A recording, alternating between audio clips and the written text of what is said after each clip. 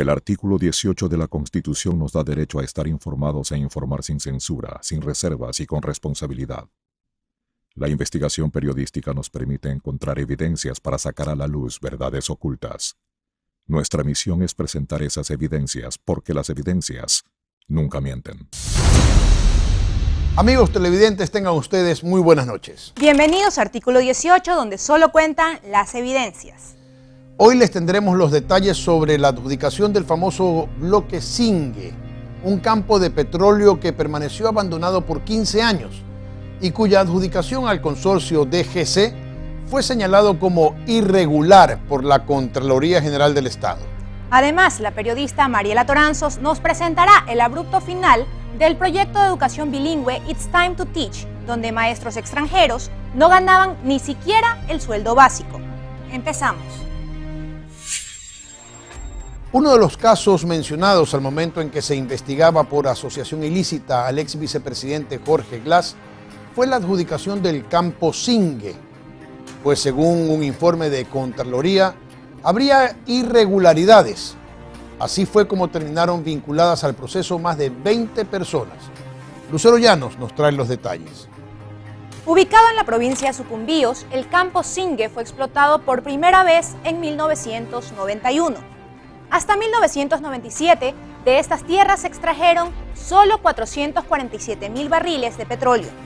Sin embargo, en ese año se detuvieron los trabajos, convirtiéndose en lo que se denominaba un campo marginal, es decir, que no producía ningún beneficio al Estado ecuatoriano. Por más de 15 años permaneció así, sin producir mayores beneficios al Estado. Se trata del campo Singue, un terreno de 3.446 hectáreas ubicado en la oriental provincia de Sucumbíos. Y es que, aunque en 1991 se inició su explotación, el rendimiento obtenido de apenas 447.000 barriles de petróleo no fue suficiente para que el Estado considerara rentable mantenerlo operativo. De las dos perforaciones que se realizaron, una rindió medianamente y otra resultó seca, por lo que en 1997 desistieron de más intentos y declararon a este terreno como campo marginal. De marzo de 2008 hasta el 2 de febrero de 2011, estuvo a cargo del Consorcio Petrolero Amazónico, formado por algunas empresas, entre las que constaba DIGOIL Consultoría y Servicios Petroleros Compañía Limitada. Sin embargo, no fue hasta junio del 2011, cuando se desarrolló la 10ª ronda petrolera, que este volvió al ruedo. Fue así como campos como Armadillo, Charapa, Chanangue, Enorrón, Ocano Peña Blanca y Singue fueron ofertados a los inversionistas que participaban en el evento. Entre los postulantes figuraba el consorcio DGC, conformado por DIGOIL Consultoría y Servicios Petroleros Compañía Limitada y por Gente Oil Development Ecuador, empresa de responsabilidad limitada.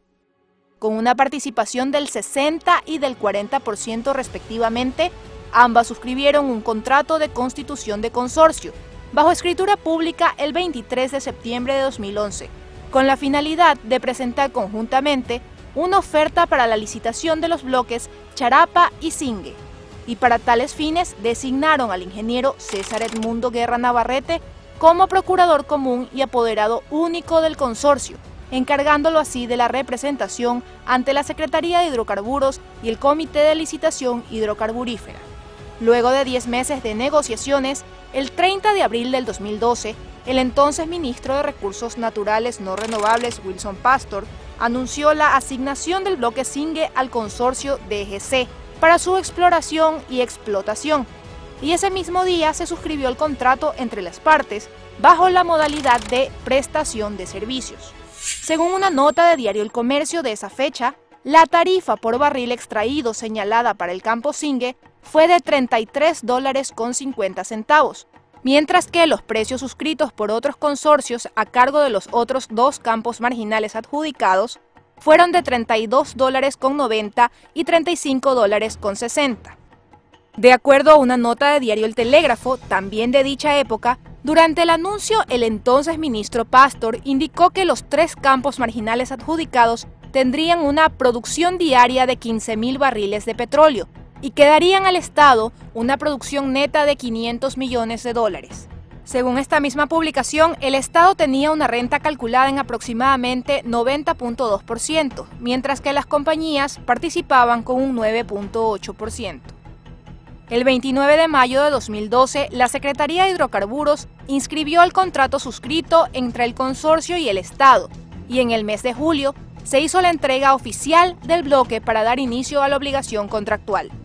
Sin embargo, 2 meses después, en septiembre de 2012, los representantes legales de Dig Oil y Gente Oil Development solicitaron al Ministerio de Recursos Naturales No Renovables la autorización para la transferencia de la totalidad de su participación en el consorcio DGC a la compañía Gente Oil Ecuador, así como la autorización para la celebración de una nueva escritura pública.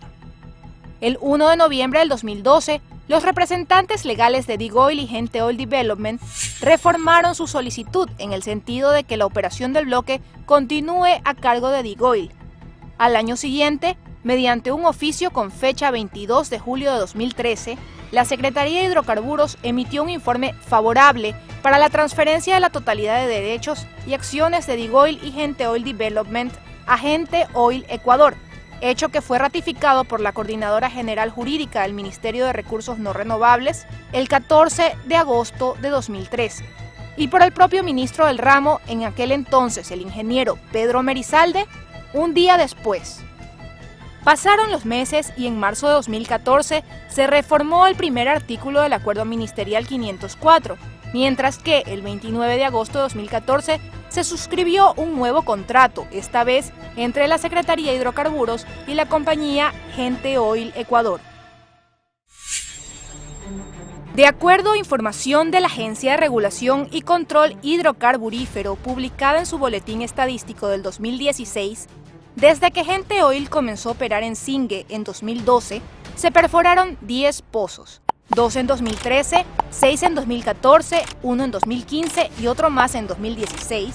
Se extrajeron 1.4 millones de barriles netos en 2014, 2.2 millones de barriles netos en 2015 y 1.7 millones de barriles netos en 2016, y se invirtieron $3.9 millones en 2012, 18.7 millones de dólares en 2013, 43.9 millones en 2014, 45.8 millones en 2015 y 8.3 millones en 2016. El 1 de agosto del 2017, la Contraloría General del Estado aprobó y dio a conocer un informe del examen especial a los procesos precontractual, contractual y de ejecución del contrato de prestación de servicios para la exploración y explotación del bloque Singue. Y es que, según consta en el documento firmado por la doctora Mary Villarruel, quien se desempeñaba como directora de auditoría de los sectores estratégicos de la época, desde enero del 2011 hasta el 30 de septiembre del 2016, la institución observaba muy de cerca lo que allí ocurría. En el documento de 70 páginas se mencionaba, entre otras cosas, que el equipo negociador del contrato calculó la tasa interna de retorno o rentabilidad que ofrecía la inversión sin sustento legal, que al 30 de septiembre del 2016 se explotó el 144% de lo previsto en 20 años, que el cálculo supuestamente habría provocado una diferencia de $1.05 por barril extraído en favor de la empresa contratista, lo que significaría un perjuicio para el Estado de aproximadamente 5.2 millones.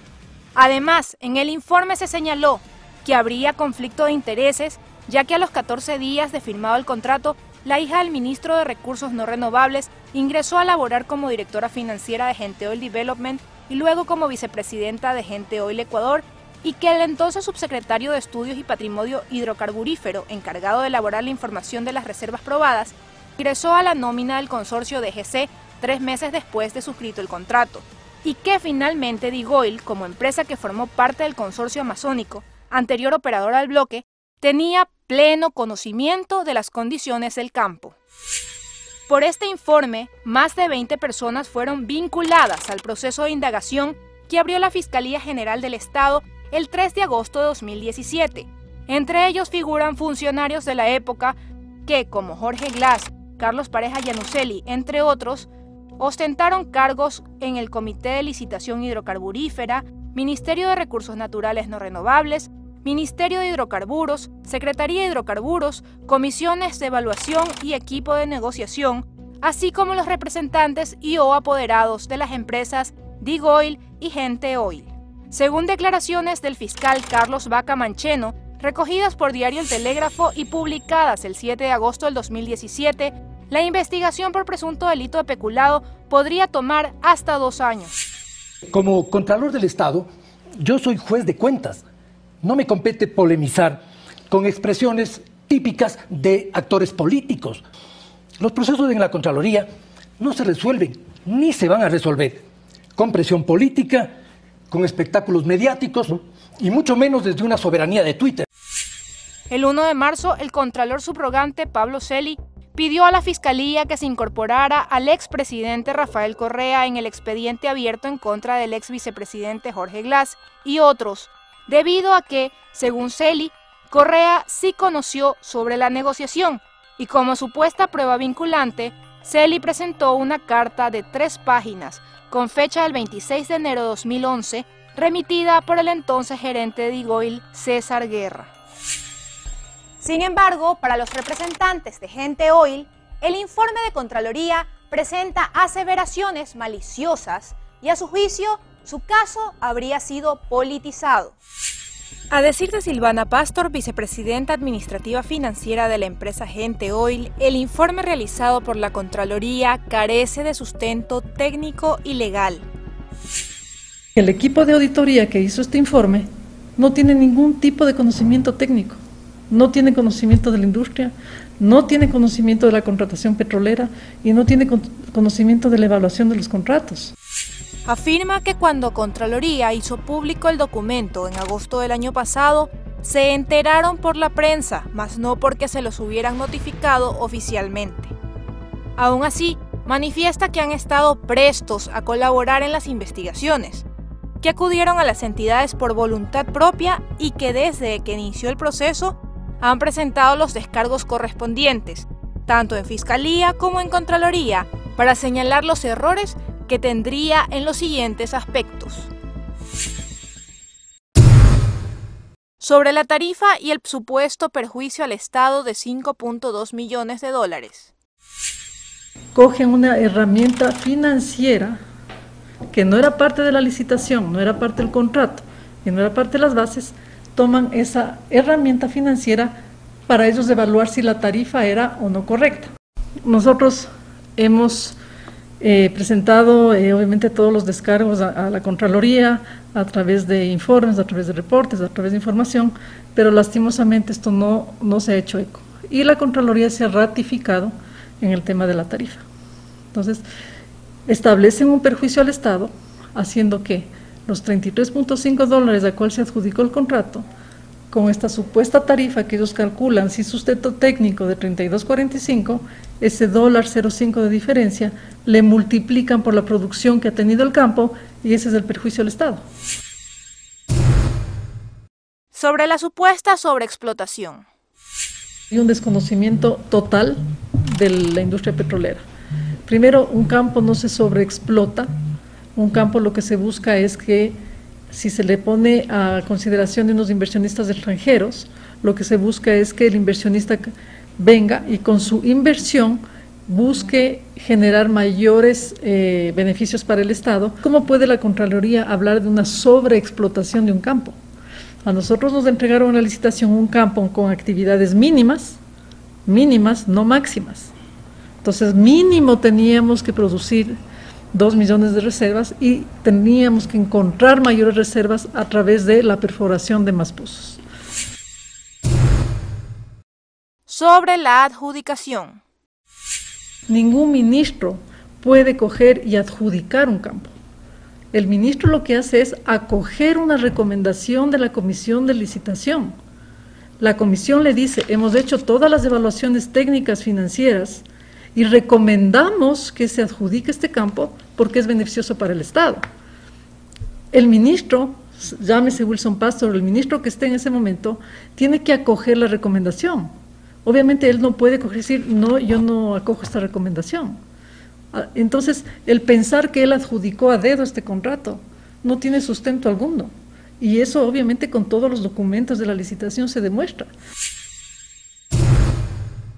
Sobre el presunto conflicto de intereses.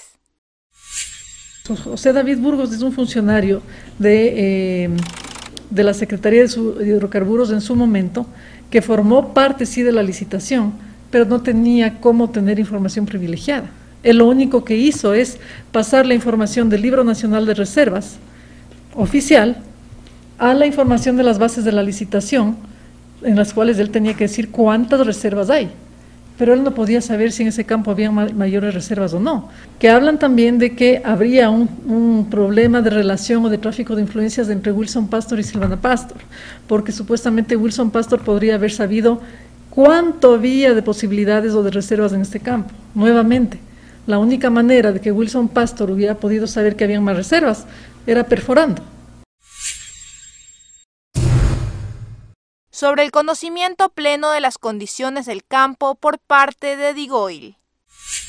Aquí lo que se trata de inferir es que había información privilegiada, que esta compañía, como antes DIGOIL lo tenía dentro del consorcio petrolero amazónico, donde ellos no eran operadores, Suelo Petrol era el operador, DIGOIL era un minoritario en ese consorcio, dicen es que ellos tenían antes de este campo, entonces tenían información privilegiada.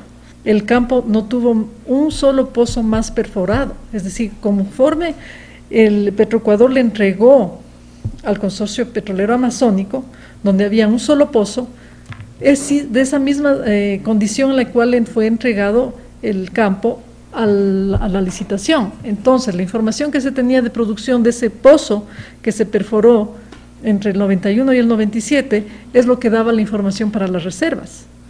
Quieren comparar la tarifa, diciendo el campo valía $29 o el campo valía $32 que dice la Contraloría. Es decir, que la Contraloría también se equivocó en el cálculo de la tarifa, porque emite el informe diciendo que la tarifa debía ser 32 y hay una tarifa de 29. Ahí está la base de que no es una tarifa correctamente calculada.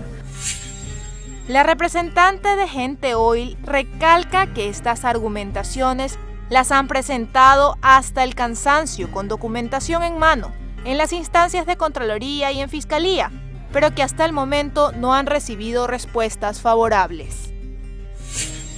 Artículo 18 también solicitó la versión de los representantes de DIGOIL, empresa que formó parte del consorcio DGC y que anteriormente operó el campo como consorcio amazónico, a través de un correo electrónico dirigido a la dirección mencionada en su página web. Sin embargo, hasta el cierre de esta edición no recibimos respuesta alguna. El pasado miércoles 14 de marzo, el expresidente rindió su versión libre y voluntaria durante aproximadamente una hora, a través de videoconferencia desde el Consulado de Ecuador en Bruselas, Bélgica. La fiscal Jimena Molina fue la encargada de receptar sus declaraciones en diligencia reservada en la Fiscalía de Pichincha, a donde también acudió Alexis Mera, exsecretario jurídico de Presidencia y actual abogado del exmandatario. Lo único que le ha hecho el contador de una manera de lo más desacertada es pretender involucrarlo por una carta que no ha leído. De las miles de cartas que llegan a la presidencia del campo, de muchas cosas, por una carta que no ha leído pretende involucrarlo. Me parece una cosa bárbara. Y eso es lo que ha dicho, que él no ha leído la carta, que no conoce el tema.